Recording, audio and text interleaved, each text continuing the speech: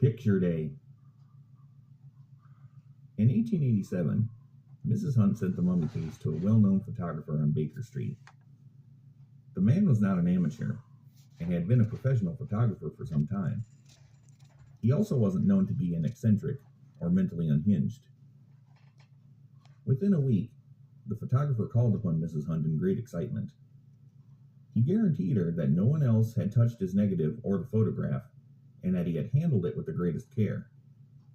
However, the portrait showed the face of a living Egyptian woman staring straight before her with an incredibly sinister, almost demonic expression.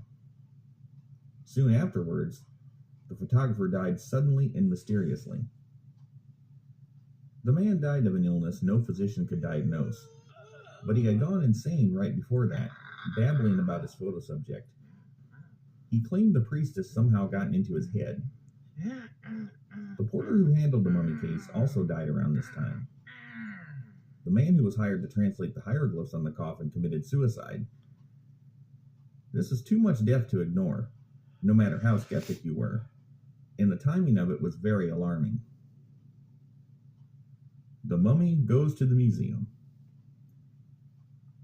Mr. D, the one man of the 5 men who didn't seem to have anything bad happen to him, happened to meet Mrs. Hunt. After hearing her story, he begged her to part with it any way she could. Her skepticism had been broken down, and she finally relented to parting with it. In 1889, the unnamed but certainly well-known mummy priestess was on her way to the British Museum, a donation of doom. The carrier who took the mummy case, who was in perfect health, died within a week, and the man who assisted him fell and broke his leg while carrying it upstairs.